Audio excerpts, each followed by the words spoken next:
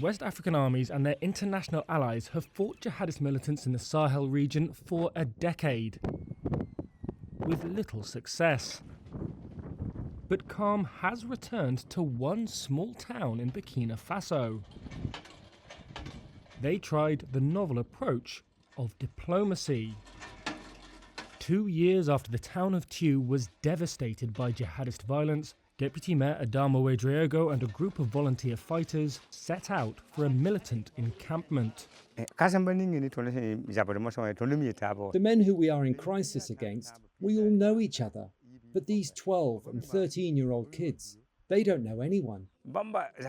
And if they grow up in this violence, with this state of mind, it will be very difficult to bring them to their senses. The crisis could never end in Burkina Faso. The first meeting was held secretly in December in the forest outside the town. But Ouedraogo realized he would need help to secure lasting change. He called on Djibril Diallo. The highly respected traditional chief to the region's Fulani herders had left Thiou after receiving death threats.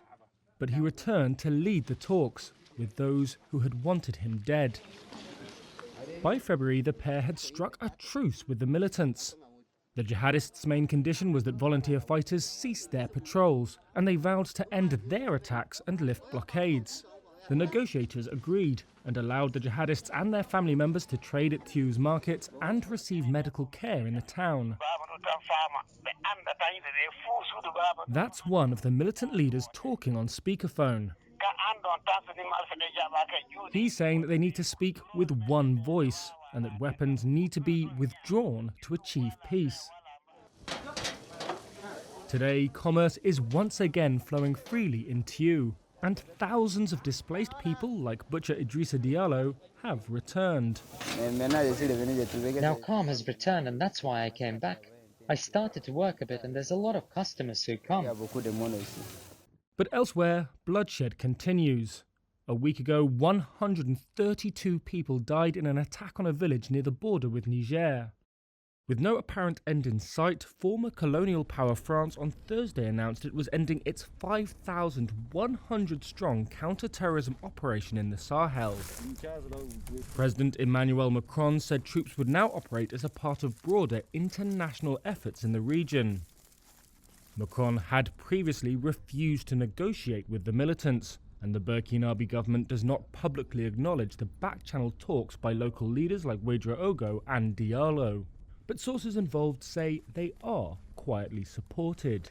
The government did not ask us to talk to these people, but they are not against it because they haven't stopped us from doing the work. The day they say they are against it, we will stop doing it.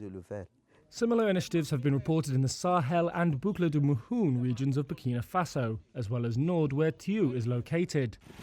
Data collected by the US-based Armed Conflict Location and Event Data Project shows there have been significant reductions in conflict-related fatalities. Other factors, including recent military offences, could have played a role. But it might just be that words, rather than bullets, are helping to bring about peace. As Diallo says, life is too interesting for fighting, too short for not getting along.